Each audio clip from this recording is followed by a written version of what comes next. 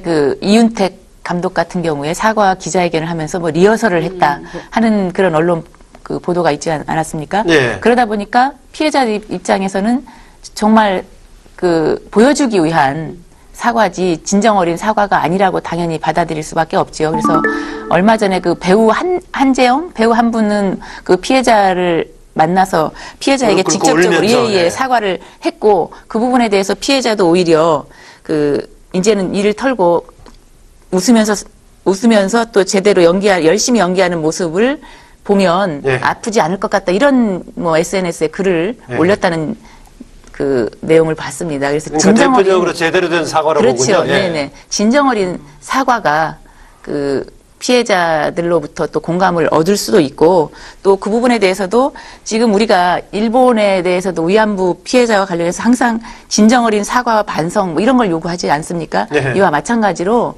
이 경우에도 역시 가해자가 피해자에게 진정 어린 사과와 반성 또 그에 응당한 또 처벌 이런 것이 필요하다고 생각을 합니다. 네, 이번 미투 운동을 계기로 우리나라에서 그동안 역대 이만큼 성추행, 성폭력 관련해가지고 사회적인 쟁점, 심각성이 드러난 적이 없는 것 같은데, 이번 미투 운동을 계기로 우리 사회의 성폭력 병폐 우리 뽑을 수 있을까요?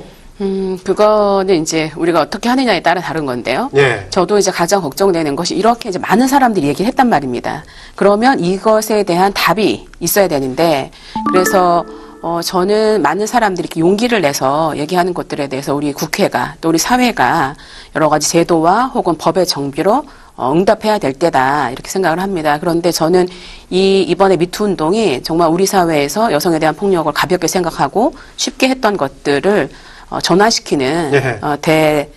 전환의 계기가 되지 않을까 그렇게 생각하고 있습니다. 네, 윤정필 의원님, 미투 운동의 성폭력 근절, 적어도 근절 정도 못 간다고 얼마나 개선 효과가 있을까? 효과에 대한 이야기입니다. 네, 사회적 분위기를 먼저 바꿔야 되지 않을까 그런 생각을 해봅니다. 이 네. 미투 운동에 참여해도 자기 마음이 그래도 개운하게 이렇게 돼야 되는데 그렇지 못할 경우에는 혹시 불이익이 있을까, 뭐, 여러 가지 생각을 하다 보면 또 이 부분이 걱정은 되는 부분입니다. 예. 우리가 좀 더, 넓게 이렇게 봐서 상대방이 원치 않을 때는 이렇게 터치하는 것도 삼가하고 이런 에티켓 문화를 정착시키고 이런 게 사회 전반에 퍼져야 되지 않을까 싶습니다. 네, 김삼호 의원님.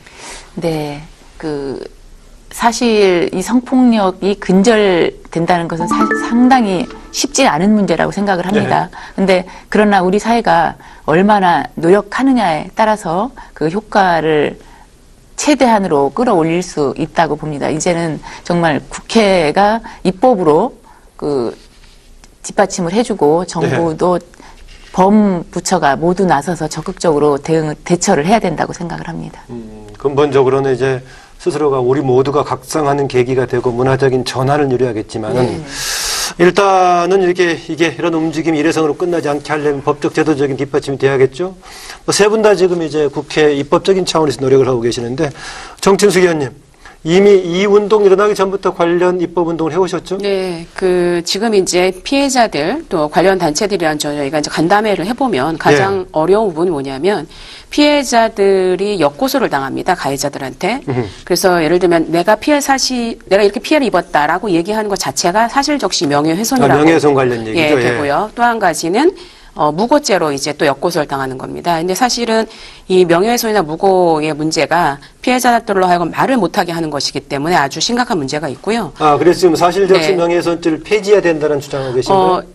예, 그렇습니다. 그래서 지금 이제 그건 금태섭 의원이 내셨고요. 저는 이제 무고와 관련해서 성폭력 사건의 무고 같은 경우는 성폭력 사건을 먼저 한 후에 그 다음에 하자 이런 이제 법을 냈고 그 외에도 그 노동 현장에서 근로자들이 사업주들로 하여금 도움을 받을 수 있도록 하는 근로기준법에도 포함되는 내용들이 있나요? 네, 그런 내용도 제가 제안했습니다. 윤정필 의원께서는 그 성비공직자에 대한 징계를 강화하는 그런 내용을 지금 이제 발의하셨는데 그 내용 좀 소개해 주시겠습니까?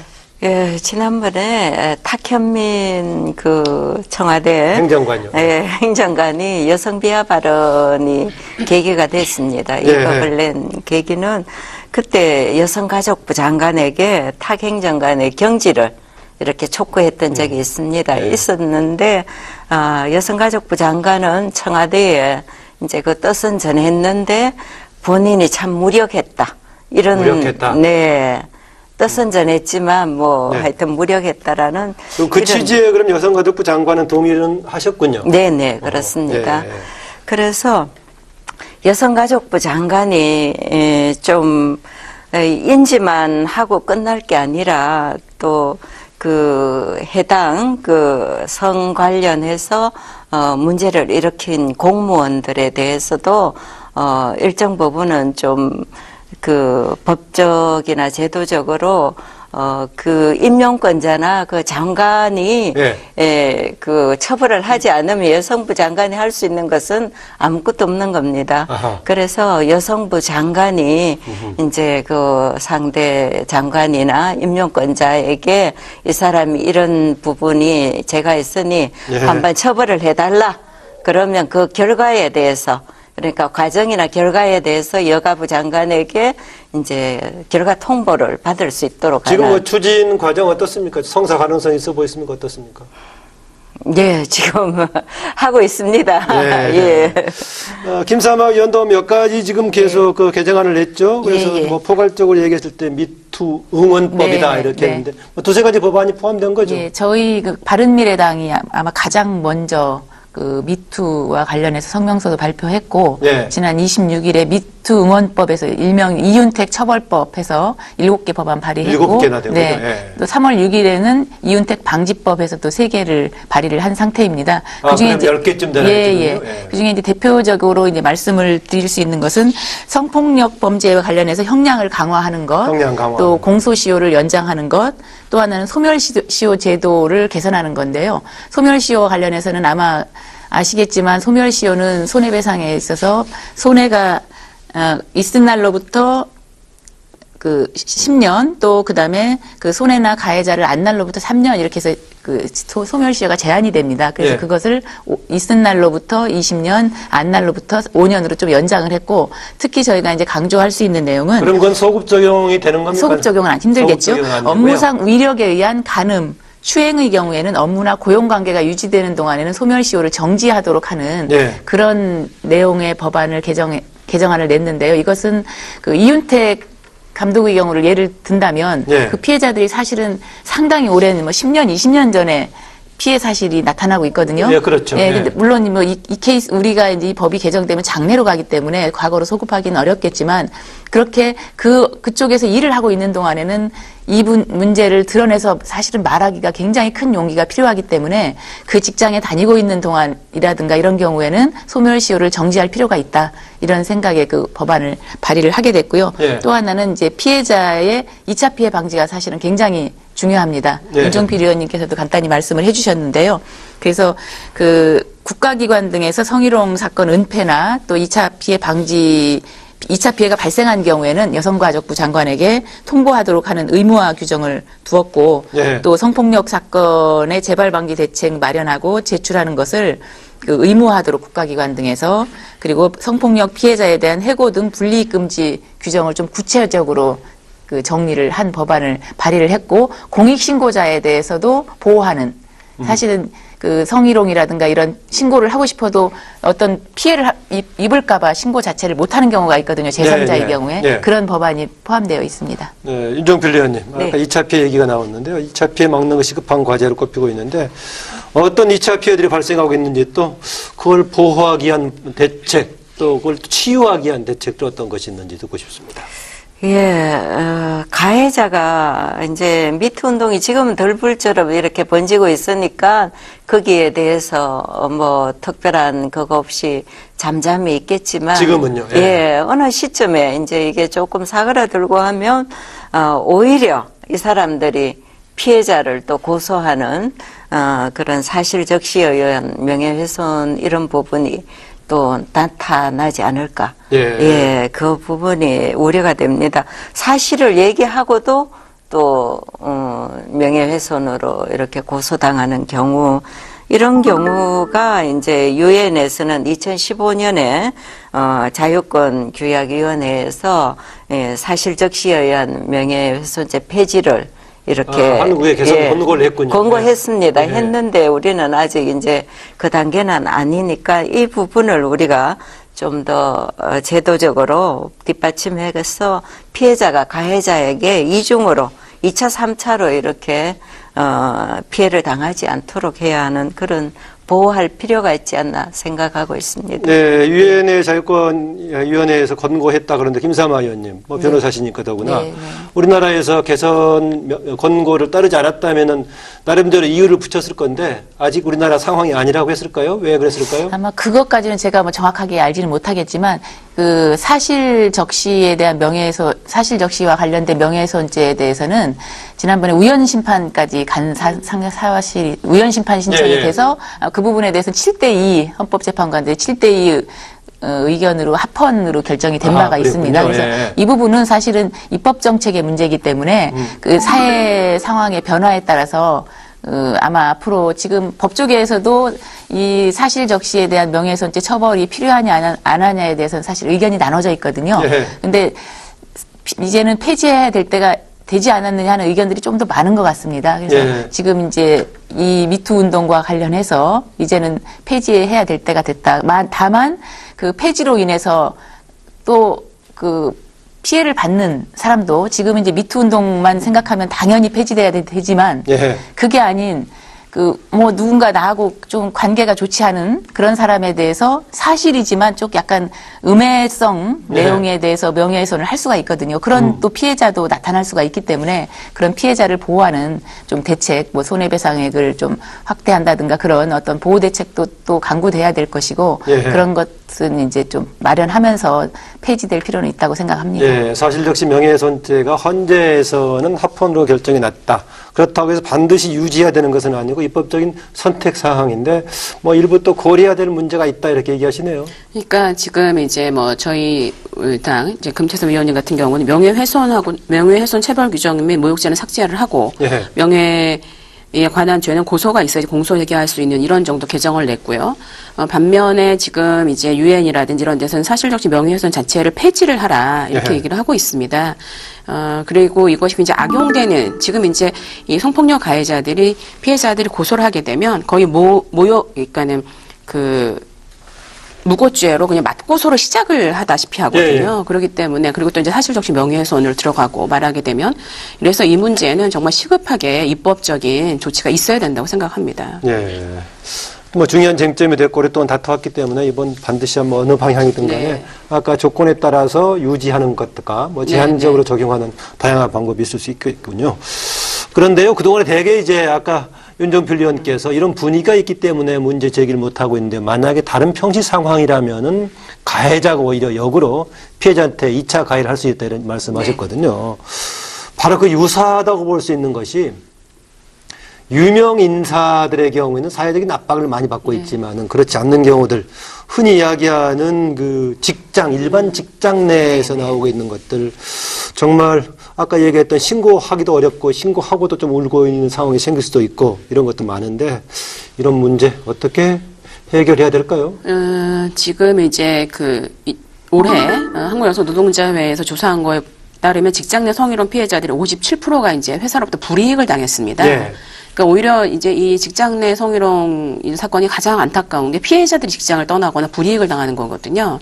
그래서 지금 이제 직장에 있는 그 직장에서 이런 그 여성폭력 피해자들에게 불이익조차 할 수 없도록 저희가 여러 가지 법으로 규제하고 있습니다만 이와 관련해서 근로감독을 강화한다든지 이런 것들이 반드시 필요할 것 같고요. 예. 그다음에 이 여성들이 이제 지금 직장마다 뭐 고충 처리 근로감독 강화한다는 것이 좀 막연하지 않나요? 그러니까 예를 들면 이 부분이 이제 특별하게 특정이 돼야 되는 거죠. 네. 예, 그러니까 조사를 한 번 조사하고 그냥 많은 것이 아니라 지속적으로 직장 내 성희롱 문제라든지 이런 것들이 이제 특정이 돼서 이 회사에서 어떻게 관리하고 있나 이런 것들이 좀 관리가 돼야 되는 부분이 있는 거죠. 그래서 피해자들이 실질적으로 도움을 받을 수 있도록 하는 것들이 굉장히 필요하다고 생각합니다. 국가인권위원회 제소해서 예. 이것이 판결이 나는 것도 상당히 시간이 걸리거든요. 그렇죠. 이런 예. 시간도 굉장히 축소할 수 있도록 그런 제도가 마련이 돼야 된다고 생각합니다. 네, 윤정필 의원님.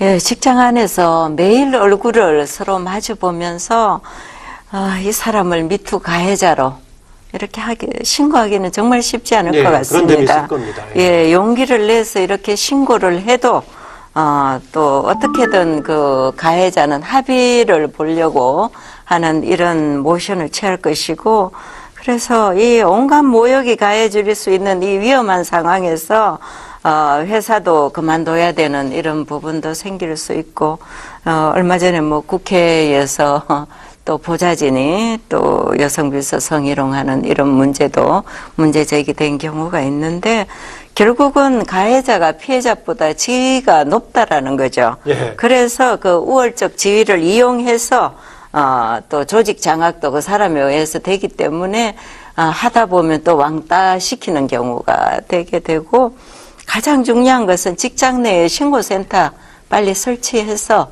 신고센터를 둬 가지고 네. 언제든지 이제 이 사람들이 신고할 수 있도록 이렇게 하는 그런 게 중요하지 않을까 싶고, 또 심할 경우는 강제 퇴직도 이렇게 시킬 수 있는 그런 게 처벌 규정도 마련돼야 된다라는 생각입니다. 네, 김삼호 의원, 우리가 또 직장 중에서도 우리가 쉽사리 조금 미투 운동에 뛰어들기가 조금 어려운, 쉽지 않은 특수 직종 같은 게 좀 있죠. 사각지대 같은 것이. 그렇겠죠. 지금 이제 가장 우리가 쉽게 생각할 수 있는 게 뭐 이주 노동자들, 예를 들자면 이주 여성 노동자 예컨대, 예. 그다음 무슨 계약직, 또 특수 고용직이라든가 뭐 아르바이트생 이런 경우도 그 권력형 성폭력의 피해자가 많이 있을 수 있거든요. 예. 이런 경우는 사실은 우리 사회에서 굉장히 열악한 계층에 있기 때문에 어디 가서 어떻게 내 피해 상황을 하소연해야 될지도 모르고, 또 그런 경우에 또 내가 그나마 다니고 있는 여기서 본인이 해고당할까 그런 걱정들을 많이 할 거라고 보여집니다. 그래서 오히려 그런 분들에 대한 그 적절한 보호 조치를 할 수 있는 사회 시스템이 좀 마련돼야 되지 않을까 이렇게 생각을 합니다.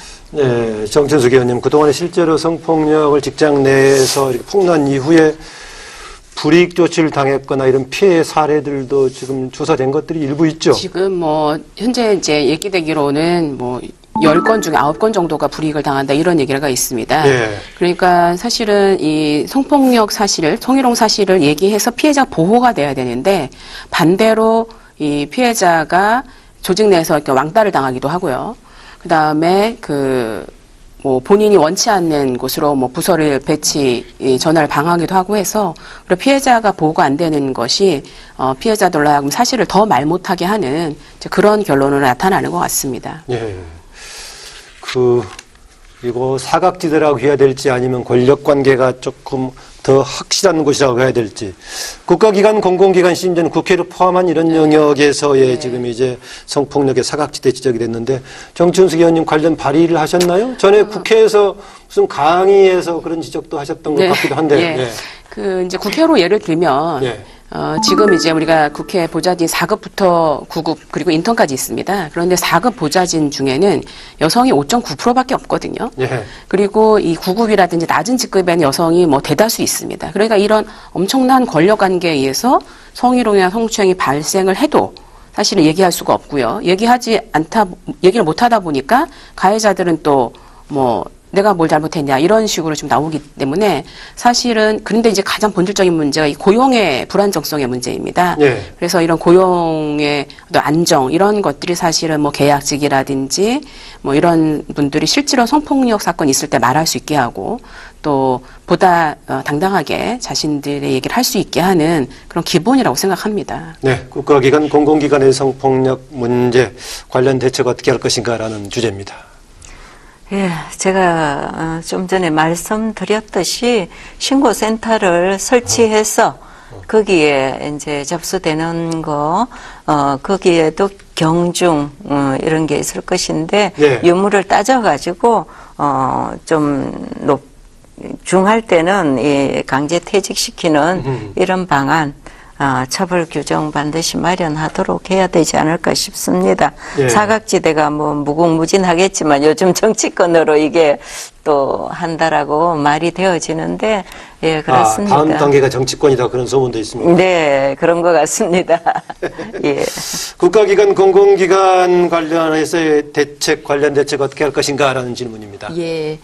이 부분에 대해서는 뭐 여성가족부에서도 대책을 뭐 내놓은 것 같고요. 그 성폭력 범죄 저지른 공무원을 공직에서 예. 퇴출시키겠다. 실국장 비롯한 관리자 직위에 오를 수 없도록 하겠다. 뭐 이런 내용을 봤습니다. 근데 사실은 저는 국가기관이나 공공기관은 그래도 어떤 법적인, 제도적인 내용이 어느 정도 그 정비가 돼 있기 때문에 예. 피해자들이 좀 더 용기를 내실 필요가 있다. 그런 말씀을 드리고 싶고, 특히 또 하나 말씀드리고 싶은 것은 저는 사실은 민간 기업에 대해서 특히 5인 미만 사업장 굉장히 열악하지 않습니까? 그렇죠. 예. 최저임금도 좋게 말하면 가독적인 기업이라고 볼 수 그렇죠. 있겠고요. 예. 최저임금만 겨우 받는 그런 사업장에서의 이런 직장 내 성폭력, 이게 사실은 사각지대라고 볼 수 있거든요. 그래서 그런 부분에 우리가 좀 더 관심을 기울여야 되지 않나 이렇게 생각을 합니다. 네, 아까 그 공소시효 말씀하셨는데 현재 지금 그 가해자들에 대한 법적 처벌 어떻게 됩니까? 지금 전 이윤택 감독의 경우에 피해자들 상당히 열 몇 명이던가요? 집단 지금 그 형사고소에 나서게 됐는데 현재 지금 법적인 처벌 어떻게 되는 겁니까? 지금 이제 저희가 이제 이게 신고죄 아니고요. 그래서 이제 고소할 그 이후에, 그 2013년 이후의 것들은 이제 우리가 고소를 할 수가 있는데, 그 이전 것들도 지금 이제 신문을 보면 피해자가 여러 명이 있고 지속되었다고 한다면 법적으로 처벌할 수 있겠다. 지금 이런 정도로 얘기를 하고 있습니다. 여러 명일 경우에는 네. 그 시효하고 좀 다른 뭐가 적용이 되는 거예요? 그런 것 같습니다. 어떤 면 적용이 되나요, 김상호 변호사? 그 부분에 대해서는 지금 아마 2013년 6월 이전에는 친고죄였기 때문에 그 이전 범죄에 대해서는 처벌을 할 수가 없고, 그 이후 범죄를 이제 물론 피해자가 있다면 처벌할 수 있겠지만, 강간이나 추행 과정에서의 상처가 있었다면은 사실은 그거는 친고죄가 또 아니거든요. 예. 그래서 그런 사례가 있는 경우라면 또 처벌 가능성도 있고, 경우에 따라서는 또 상습적인 경우에는 또 친고죄 적용을 안 받는 그런 경우도 있는 것 같습니다. 예. 그래서 그런 그 사례를 좀 모으고 그래서 지금 고소를 한 거라고 보여지고요. 예. 그리고 지금 최근에 이제 공소시효가 상당히 또 연장되고 있어서 그런 부분을 아마 좀 저도 지금 그 부분에 대해서는 뭐 고소장이라든가 이런 걸 보지를 못한 상태긴 하지만 그 구체적인 사례를 좀 모아서 고소를 한 것 같습니다. 아까 제가 그 윤종필 의원님 그 법안 발의 앞으로 입법 단계까지 어떻게 될 것 같으냐 질문 드렸었는데 어떤 절차가 지금 남아 있습니까, 현재요? 예, 일단은 처음부터 이제 제출해놨고, 소위부터 거쳐서 법사위 이제 본회의까지 가야 되는 그 긴 아직 여정이 있습니다. 해당 상임위에서 어떻습니까? 지금 세 분 다 같은 상임위?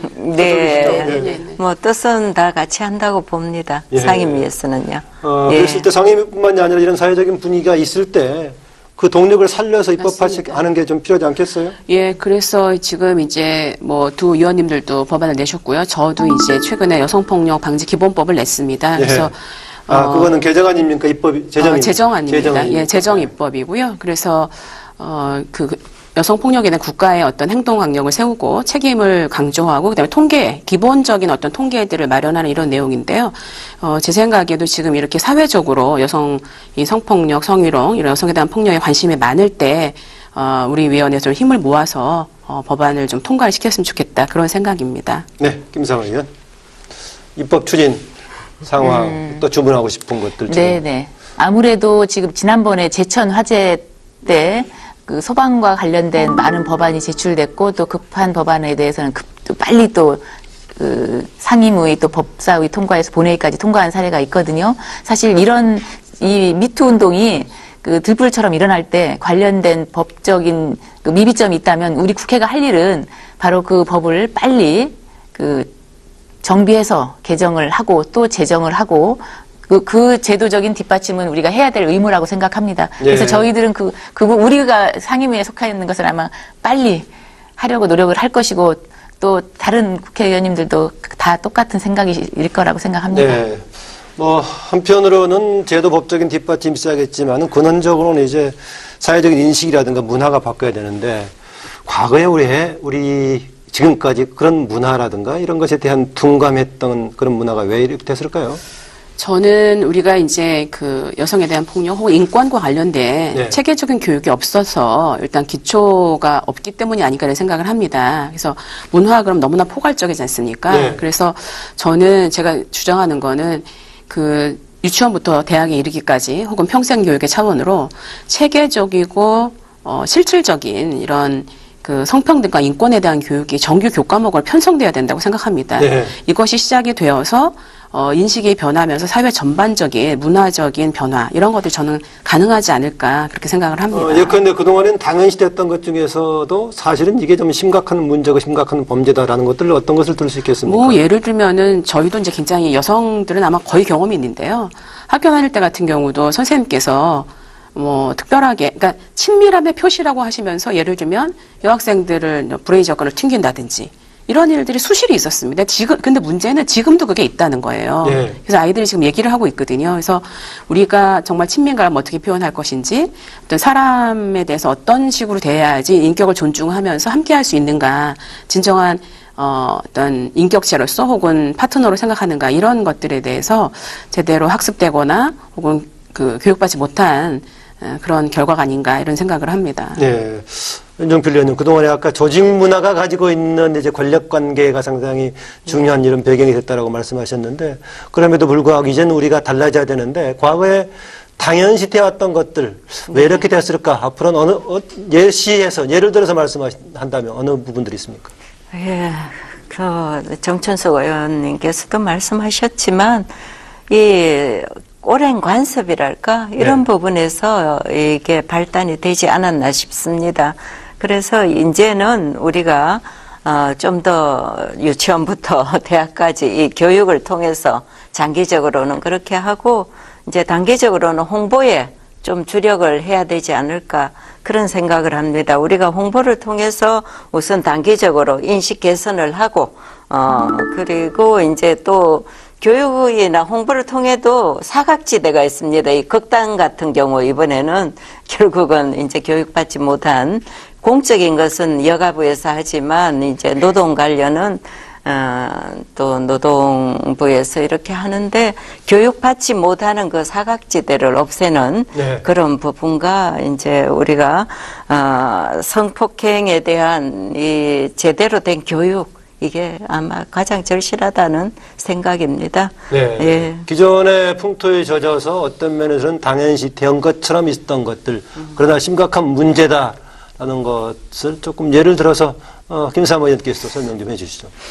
아마 우리 어렸을 때를 생각하시면 쉬울 것 같습니다. 우리 어릴 때 특히 남자 아이들 그 할아버지들이 동네 할아버지들이 했던 행동 뭐 우리 사회자께서도 기억하시죠? 네, 어느 방송 나이 드신 네. 사회자께서 했다가 한번 온라인 된 적이 그럴 있었죠. 정도로 네. 사실은 굉장히 우리가 우리 약간 그게 문제가 있다는 문제 인식 자체를 못한 상태로 우리가 그냥 젖어서 지내왔던 거죠. 그리고 또 딸에 대해서는 또 뭐 굉장히 그 차별적인 예. 언행을 해 오셨었고 집안에서부터 가정 내에서의. 네네 그것이 이제 사회로까지 이어졌다고 보여지고요. 예. 그다음에 그것이 이제 지금까지 이어져 왔던 것이 아닌가 하는 생각을 합니다. 그래서 두 분 말씀하신 것처럼 이제는 어릴 때부터 좀 제대로 된 그 성인식에 대한 교육이 필요하고 또 그것은 그걸로 끝날 것이 아니라 이후에 생애 주기별로 뭐 나중에 커서 성인이 되었을 때 또 중년이 되었을 때 또 노년이 되었을 때 예. 그때별로 국가가 좀 나서서 성인지적 교육이 이제는 필요하고 또 그와 관련해서 그 정부가 이 교육을 하면서 동시에 또 이제 우리가 직장에서 그 여성을 또는 남성을 동료로 인식하는 그런 문화가 있어야 된다고 생각을 합니다. 네, 지금 얘기하신 교육을 포함한 예방책 얘기하셨는데 네네. 실효성 있는 예방 대책. 뭐 좀 큰 틀로 얘기하면 네. 이제 지금 성희롱, 그러니까 이제 그 성평등 교육을 학교에서 15시간을 하게 되어 있는데요. 이게 굉장히 분절적입니다.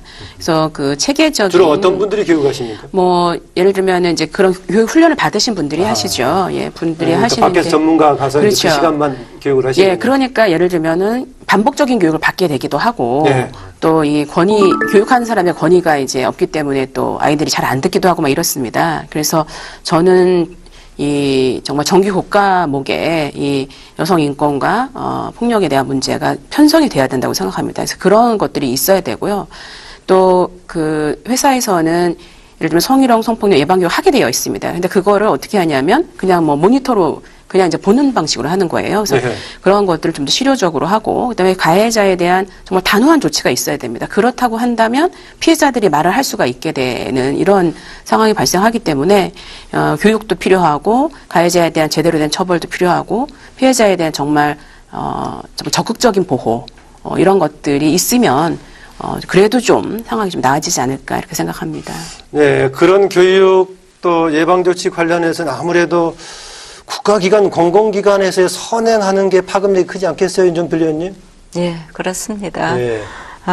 우리 공공기관에서 먼저 선행이 돼야지 민간에 더 침투하기가 쉽다라는 생각이고, 그래서 공공기관에서는 여성가족부에서 좀 더 적극적으로 이렇게 대시해야 되는데, 가장 기본은 서로 존중하는, 배려하는 그런 교육이 선행돼야 되지 않을까.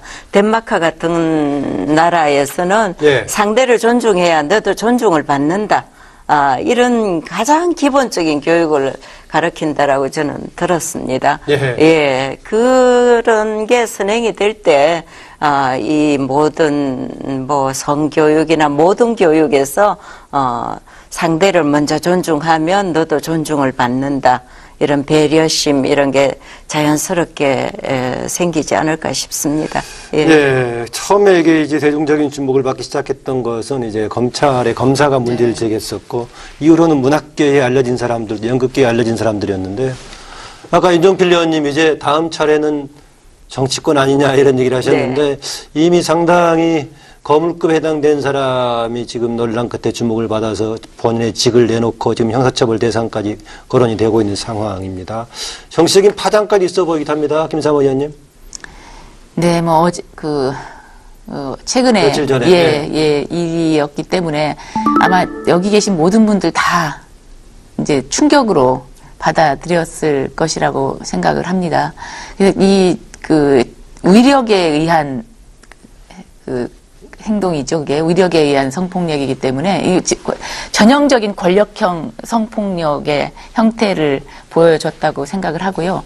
아마도 이제는 그 정치권에서도 더욱 더 이제 자정 노력을 해야 되지 않을까 생각을 하고 있습니다. 네, 네. 지금 뭐 알려진 사람들, 정치적으로 주목받은 사람들이 이제 불거지고 있는 상황인데, 물론 사법적으로 최종 확인돼 봐야겠지만 이 정도면 문제가 되는 거 아니겠습니까? 매우 문제가 되죠. 그 같은 당의 저희 안희정 전 지사가 이 자신의 그런 도지사라고 하는 그런 위치를 이용해서 부하 수행 그 비서를 성폭력한 이런 사건에 대해서 정말 피해자에게 너무 죄송하고요.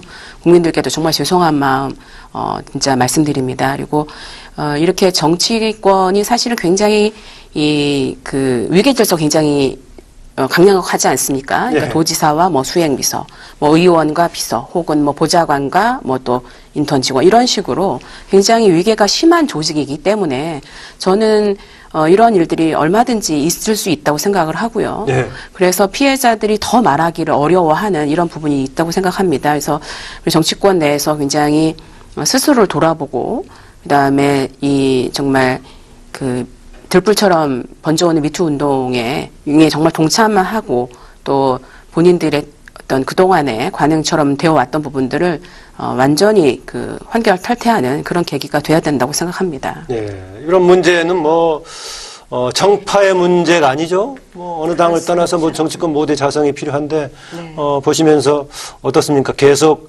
운동의 바람이 정치권을 향해서 오고 있다는 것을 느낌으로 그렇게 느끼고 계십니까? 네. 주변에 혹시 불안에 떠는 사람도 있습니까? 그것까지는 제가 예, 잘 모르지만 정말 충격이었죠. 예. 예, 모든 국민들이 다 충격이었을 것 같습니다. 이 시점에 자정 노력이 필요하지 않나 싶습니다. 자신을 되돌아보는 그런 시간. 뭐 여기에는 여야가 따로 없습니다. 예. 그래서 스스로를 되돌아보면서 제대로 이제 우리가 그분들을 보호해주고 지지해주고 속에 있는 얘기를 다 털어놓을 수 있는 그런 장을 마련해주고 예. 해야 되는 게 저희들의 일이지 않을까 싶습니다. 예, 임종필 의원님이 뒤쪽에서 말씀하신 지지해주고 보호해주고 하는 역할, 특히 이제 정치권에서 활동하신 분들의 네. 역할이 필요하다, 이런 얘기 하셨습니다. 우리가 오늘 논의하고 있는 것이 미투 운동을 계기로 지금 불거지고 있는 이렇게 성폭행, 추행, 폭력 이런 문제를 얘기하고 있는데요. 그냥 운동으로 봤을 때 어떻게 전개될 것인가, 아니면 또 어떻게 전개해야 될 것인가. 한편으로는 추이, 한편으로는 당위적인 관점에서 앞으로의 미투 운동의 향배, 어떤 방향으로 얘기하고 싶습니까? 지금 이제 뭐 학생들까지 이제 그 미투를 시작을 했습니다. 학생은 학교에서. 지금 중고 학생을 얘기하는 예, 건가요? 예, 네. 예, 학생들, 그래서 선생님들한테 겪었던 거 혹은 그러니까 동료들 사이에 있었던 것까지 지금 얘기를 하고 있어요. 그래서 사회 전반적으로 그동안에 감춰져 왔던 혹은 말하지 못했던 이 성폭력, 성희롱, 성추행의 문제를 얘기를 하고 있습니다. 그래서 저는 이제 이런 것이 더 번져나갈 가능성이 상당히 있다고 보고요. 예. 그래서 그럴 때 우리 사회가 잘 들어야 된다고 생각을 하고, 또 그런 외침에 대답하는 국회는 뭐 법으로, 또 정부에서는 정책으로, 예. 하는 구체적인 대안으로 대답을 해야 된다고 생각합니다. 네, 윤정필 의원님. 예, 미투 그렇습니다. 운동에 앞으로 어떻게 해야 될 것인지. 예, 이렇게 이제 덜불처럼 번졌을 때 네. 우리가 그동안 더 속에 좀 확실히 해야 된다는 그런 예, 입장이십니까? 엉어리진 부분은 확실히 털어낼 수 있도록 예. 이렇게 자리를 그러려면 더 많이 마련해주고. 필요하다. 네네. 보고 계시군요. 예, 그렇습니다. 이분들이 이제 제대로 이렇게 드러낼 수 있도록 하는 그런 장치도 필요하고, 그분들을 보호하고 지지하는 그런 부분도 필요하고, 또 이분들이 또 제대로 법률적으로 보호받을 수 있도록 하는 부분도 저희들이 해야 될 부분이라고 생각합니다. 네, 김삼 의원. 네. 지금 아마도 이 미투 운동이 상당 기간은 지속될 것이라고 보여지고요. 네. 최근에는 이제 미투, 위드유, 뭐 미퍼스트까지 이제 나간 것 나부터? 같고, 예. 그렇게 나간 것 같고, 또 미국에서 이제 처음 시작됐던 미국에서는 뭐 임금 문제, 남녀 임금 격차라든가 이런 쪽으로 이렇게 좀 점점 그 운동이 퍼져나가는 것 같습니다. 그래서 우리 사회에서도 이제는 그 미투 운동이 그 성적인 성폭력, 권력형 성폭력으로 인한 피해를 드러내는 것을 넘어서서 네. 그 남녀 사이의 그 차별 문제를 드러내고 해결하는 쪽으로도 이제 가지 않을까 하는 그런 생각도 갖고 있습니다. 미퍼스트 나부터 먼저란 어떤 것을 좀 구체적으로 얘기하는 건가요? 그러니까 자기부터 스스로를 돌아보고, 나를 먼저 돌아보자. 돌아보고 이제 그 자정하자 뭐 이런 취지라고 보여집니다. 네. 네. 그러니까 미투에서 당신과 함께하겠다, 위디우 지지하는 거죠. 네. 네. 했다가 그다음에 미퍼스트 네. 스스로 돌아보고 반성하자 이런 얘기 좀 같습니다. 체인지업도 합니다. 예. 어떤 사회 구조를 전체적으로? 바꾸자. 예, 그러니까 여성에 대한 폭력은 사실 여성에 대한 차별로부터 발생하는 것이고, 예. 그 또 차별이 원인이 돼서도 폭력이 발생하는 것이기 때문에 사회 구조 전체를 바꿔서 사실은 여성에 대한 차별을 없앰으로써 여성에 대한 폭력도 근절할 수 있도록 하자. 이제 그런 얘기를 하고 있죠. 네, 그런 점에서는 뭐 근원적으로는 여성에 대한 인식의 문제가 깔려 있는 것이지만은 최근에 논란됐던 것은 특히 권력관계와 결합해가지고 문제가 됐던 것이 이제 특히 주목을 받았습니다. 오늘 길게 논의하셨는데요. 미투 운동과 관련해서 각 당에서 앞으로 주력하고자 하는 부분, 또 개인적으로 관심 갖고 추진하고 있는 부분, 국회에서 더구나 어떻게 하면 좋겠는가, 이렇게 해서 강조하고 싶은 말씀을 넣어서 오늘 얘기를 좀 마무리했으면 합니다. 정춘숙 의원님 먼저 하실래요? 지금 이제 저희 더불어민주당에서는 젠더폭력 대책 특별위원회를 구성을 했고요.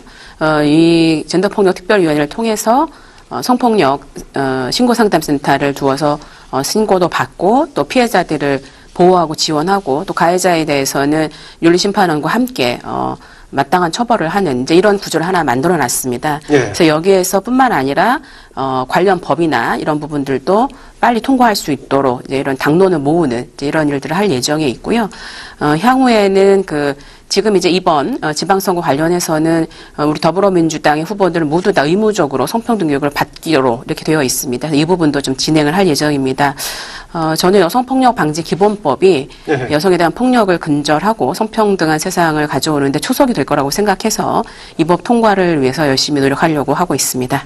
네, 윤종필 의원님. 예, 저도 저희 자유한국당에서도 마찬가지 성폭력 방지 대책이 지금 꾸려지고 있고 네, 체계를 꾸리고 있군요. 네네, 신고센터 지금 설치 중에 있습니다. 네. 그래서 이 부분은 뭐 여야가 따로 없다고 저는 생각을 합니다. 그렇죠, 예. 예, 진보 보수도 따로 있을 수도 없는 것이고, 그래서 이 인권 문제에 대해서 우리가 적극 좀 더 나서서 지지하고 보호하고 법안 빨리 통과될 수 있도록 하고, 그리고 이제 아까 김삼아 의원께서도 얘기했지만 장애인이나 이주 노동자, 네. 기간제 노동자 이런 분들에 대해서 우리가 좀 더 장치 마련을 해서 그분들도 쉽게 다가올 수 있도록 하는 그런 부분을 제도화하겠다라는 겁니다. 네. 예. 마지막 말씀하신 그 2중 3중의 복합적인 차별 영역의 정말 사각지대에 대한 주목할 부분 우리가 정말 아주 정책적인 뒷받침이 필요할 것 같습니다. 김삼호 의원님. 네. 아까 앞서 말씀을 드렸던 것처럼 저희가 이제 가장 먼저 그 성명서도 발표하고 미투 응원법 이제 10개를 지금 당에서요? 예, 네. 당내에서 상태고 그 3월 8일 그 세계 여성의 날을 맞이해서 당에서 그 성폭력 성희롱 방지 매뉴얼을 지금 만들어서 예. 배포를 할 예정입니다. 우리 그 바른미래당 당직자 또 당원들 그리고 그 보좌진들에게 그리고 미투 응원법의 조속한 개정 그리고 위두유 운동 동참을 촉구하는 그 전국적인 서명 운동을 하려고 하고 있습니다. 그리고 또 하나는 이제 그 당내 미투 지원단을 만들고 또 네. 법조인을 중심으로 미투 지원 변호사단을 또 만들어서 저희들이 그 피해자들을 적극적으로 지원하는 그런 활동을 하려고 하고 있고 또 당내 신고센터도 해서 익명으로 또는 본인이 뭐 실명으로든 이제 아주 그 비밀을 보호하면서 신고를 할 수 만약에 있다면 예. 할 수 있는 그런 체제를 갖추려고 하고 있습니다. 그리고 또 하나는 이제 저도 이제 20대 국회에 들어와서 그 디지털 성폭력을 포함해서 각종 그 성범죄 문제 해결을 위해서 저도 많은 노력을 기울여 왔었습니다. 그래서 가장 중요한 것은 또 2차 피해가 발생하면 안 되기 때문에 그 네. 2차 피해를 방지하기 위한 노력도 필요하고 또 피해자가 그 피해로부터 그 트라우마를 입을 수 있거든요. 그 치유, 피해를 네. 회복할 수 있는 치유를 할 수 있도록 모니터링하고 또 사후 지원하는 그런 곳에도 제 개인적으로는 좀 관심을 기울일 생각입니다. 네. 오늘 세 분 수고하셨습니다. 네, 말씀 잘 감사합니다. 들었습니다. 네. 네. 넓게 이렇게 봐서 상대방이 원치 않을 때는 이렇게 터치하는 것도 삼가하고 이런 에티켓 문화를 정착시키고 이런 게 사회 전반에 퍼져야 되지 않을까 싶습니다. 네, 김삼호 의원님. 네, 사실 이 성폭력이 근절된다는 것은 상당히 쉽지 않은 문제라고 생각을 합니다. 근데 그러나 우리 사회가 얼마나 노력하느냐에 따라서 그 효과를 최대한으로 끌어올릴 수 있다고 봅니다. 이제는 정말 국회가 입법으로 그 뒷받침을 해주고 정부도 범부처가 모두 나서서 적극적으로 대처를 해야 된다고 생각을 합니다. 근본적으로는 이제 스스로가 우리 모두가 각성하는 계기가 되고 문화적인 전환을 이루어야겠지만은 일단은 이게 이런 움직임이 일회성으로 끝나지 않게 하려면 법적 제도적인 뒷받침이 돼야겠죠. 세 분 다 지금 이제 국회 입법적인 차원에서 노력을 하고 계시는데 정진숙 의원님 이미 이 운동 일어나기 전부터 관련 입법 운동을 해오셨죠? 네, 지금 이제 피해자들 또 관련 단체들이랑 저희가 이제 간담회를 해보면 가장 어려운 부분이 뭐냐면 피해자들이 역고소를 당합니다, 가해자들한테. 그래서 예를 들면 내가 이렇게 피해를 입었다라고 얘기하는 것 자체가 사실적시 명예훼손이라고 명예훼손 관련 얘기죠. 되고요. 또 한 가지는 무고죄로 이제 또 역고소를 당하는 겁니다. 근데 사실은 이 명예훼손이나 무고의 문제가 피해자들로 하여금 말을 못하게 하는 것이기 때문에 아주 심각한 문제가 있고요. 그래서 지금 사실적시 네. 명예훼손죄를 폐지해야 된다는 주장하고 계신 거예요? 예, 그렇습니다. 그래서 지금 이제 그건 금태섭 의원이 내셨고요. 저는 이제 무고와 네. 관련해서 성폭력 사건의 무고 같은 경우는 성폭력 사건을 먼저 한 후에 그 다음에 하자 이런 이제 법을 냈고 그 외에도 그 노동 현장에서 근로자들이 사업주들로 하여금 도움을 받을 수 있도록 하는 네, 근로기준법에도 포함되는 내용들이 있나요? 예. 네, 그런 내용도 제가 제안했습니다. 예, 윤종필 의원께서는 그 성비공직자에 대한 징계를 강화하는 그런 네. 내용을 지금 이제 발의하셨는데 그 내용 좀 소개해 주시겠습니까? 예, 지난번에 탁현민 그 청와대 행정관요. 예, 행정관이 여성 비하 발언이 계기가 됐습니다. 이 예. 법을 낸 계기는 그때 여성가족부 장관에게 탁 행정관의 경지를 이렇게 촉구했던 적이 있습니다. 네. 있었는데 여성가족부 장관은 청와대에 이제 그 뜻은 전했는데 본인이 참 무력했다. 이런 무력했다. 네. 뜻은 전했지만 네. 하여튼 무력했다라는 그 취지에 그럼 여성가족부 장관은 동의는 하셨군요. 네네 그렇습니다. 예. 그래서 여성가족부 장관이 좀 인지만 하고 끝날 게 아니라 또 그 해당 그 성 관련해서 문제를 일으킨 공무원들에 대해서도 일정 부분은 좀 그 법적이나 제도적으로 그 임용권자나 그 장관이 그 처벌을 하지 않으면 여성부 장관이 할 수 있는 것은 아무것도 없는 겁니다. 아하. 그래서 여성부 장관이 이제 그 상대 장관이나 임용권자에게 이 사람이 이런 부분이 제가 있으니 예. 한번 처벌을 해달라. 그러면 그 결과에 대해서 그러니까 과정이나 결과에 대해서 여가부 장관에게 이제 결과 통보를 받을 수 있도록 지금 하는. 뭐 추진 과정 어떻습니까? 성사 가능성이 있어 보였습니까? 어떻습니까? 네, 지금 하고 있습니다. 예.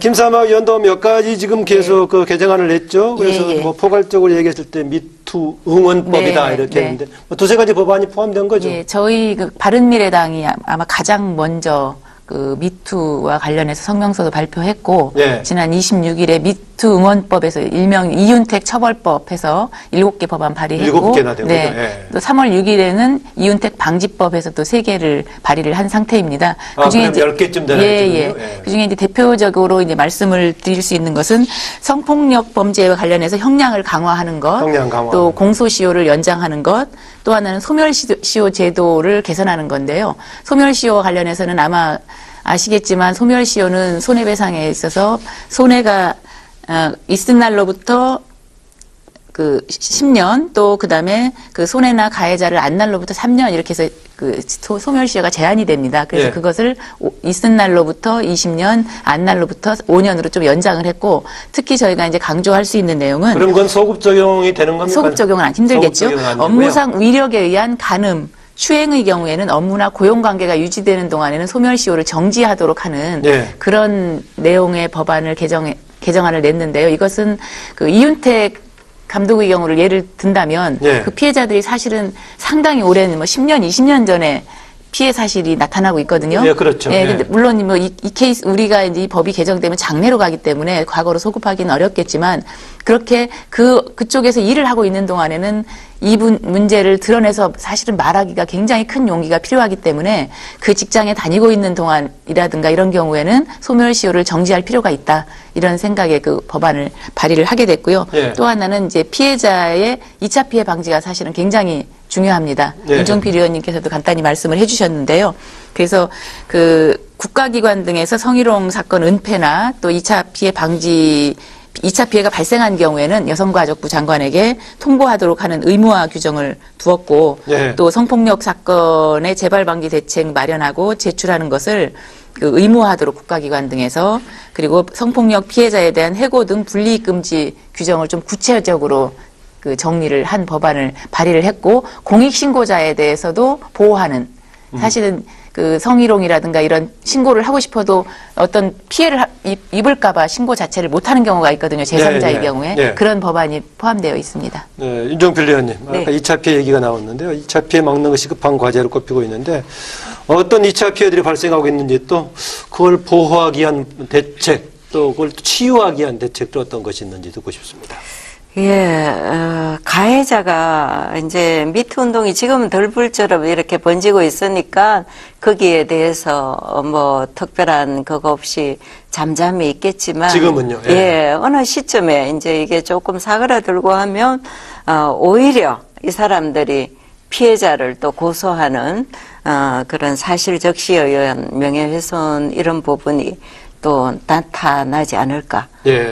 그 부분이 우려가 됩니다. 사실을 얘기하고도 또 명예훼손으로 이렇게 고소당하는 경우, 이런 경우가 이제 유엔에서는 2015년에 자유권 규약위원회에서 사실 적시에 의한 명예훼손죄 폐지를 이렇게 한국에 개선 권고를 했군요. 권고했습니다. 했는데 우리는 아직 이제 그 단계는 아니니까 이 부분을 우리가 좀 더 제도적으로 뒷받침해서 피해자가 가해자에게 이중으로 2차, 3차로 이렇게 피해를 당하지 않도록 해야 하는 그런 보호할 필요가 있지 않나 생각하고 있습니다. 네, 유엔의 자유권위원회에서 권고했다 그런데 김삼아 의원님, 뭐 변호사시니까 더구나 우리나라에서 개선 권고를 따르지 않았다면은 나름대로 이유를 붙였을 건데 아직 우리나라 상황이 아니라고 했을까요? 왜 그랬을까요? 아마 그것까지는 제가 뭐 정확하게 알지는 못하겠지만 그 사실 적시에 대한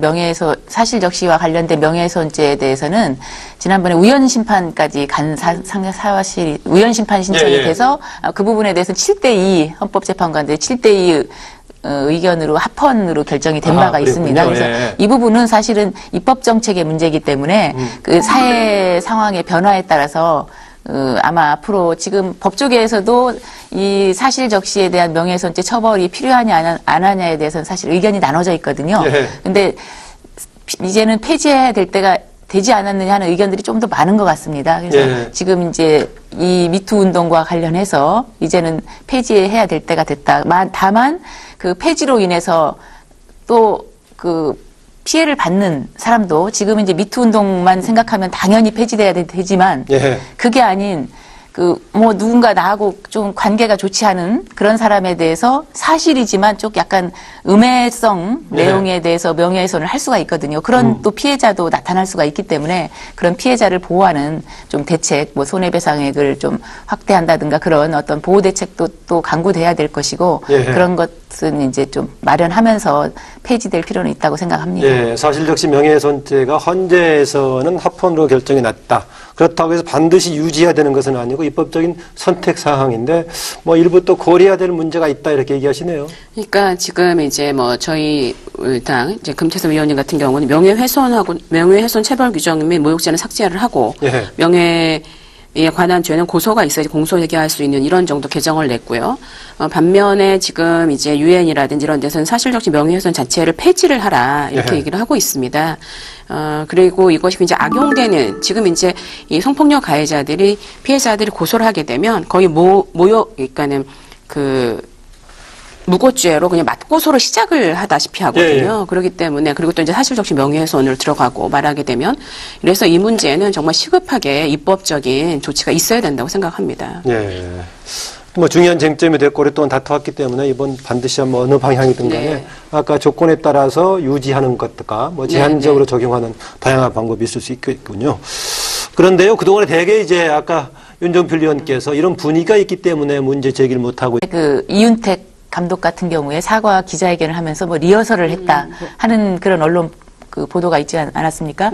그러다 보니까 피해자 입장에서는 정말 그 보여주기 위한 사과지 진정 어린 사과가 아니라고 당연히 받아들일 수밖에 없죠. 그래서 얼마 전에 그 배우 한재영 배우 한 분은 그 피해자를 만나서 피해자에게 직접적으로 사과를 했고 그 부분에 대해서 피해자도 오히려 그 이제는 이를 털고 웃으면서 또 제대로 열심히 연기하는 모습을 보면 아프지 않을 것 같다 이런 뭐 SNS에 글을 올렸다는 그 내용을 봤습니다. 그래서 그러니까 대표적으로 제대로 된 사과라고 보군요. 진정 어린 사과가 그 피해자들로부터 또 공감을 얻을 수도 있고 또 그 부분에 대해서도 지금 우리가 일본에 대해서도 위안부 피해자와 관련해서 항상 진정 어린 사과와 반성 뭐 이런 걸 요구하지 않습니까? 네. 이와 마찬가지로 이 경우에도 역시 가해자가 피해자에게 진정 어린 사과와 반성 또 그에 응당한 또 처벌 이런 것이 필요하다고 생각을 합니다.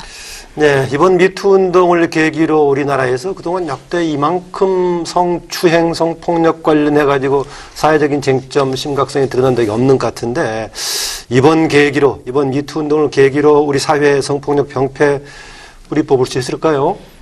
그거는 이제 우리가 어떻게 하느냐에 따라 다른 건데요. 네. 저도 이제 가장 걱정되는 것이 이렇게 이제 많은 사람들이 얘기를 했단 말입니다. 그러면 이것에 대한 답이 있어야 되는데, 그래서 저는 많은 사람들이 이렇게 용기를 내서 얘기하는 것들에 대해서 우리 국회가 또 우리 사회가 여러 가지 제도와 혹은 법의 정비로 응답해야 될 때다 이렇게 생각을 합니다. 그런데 저는 이번에 미투 운동이 정말 우리 사회에서 여성에 대한 폭력을 가볍게 생각하고 쉽게 했던 것들을 전환시키는 네. 전환의 계기가 되지 않을까 그렇게 생각하고 있습니다. 네, 윤정필 의원님, 미투 운동의 성폭력 근절, 적어도 근절 정도 못 간다고 얼마나 개선 효과가 있을까? 효과에 대한 이야기입니다. 네, 사회적 분위기를 먼저 바꿔야 되지 않을까 그런 생각을 해봅니다. 이 네. 미투 운동에 참여해도 자기 마음이 그래도 개운하게 이렇게 돼야 되는데 그렇지 못할 경우에는 혹시 불이익이 있을까, 뭐, 여러 가지 생각을 하다 보면 또 이 부분이 걱정은 되는 부분입니다. 예. 우리가 좀 더,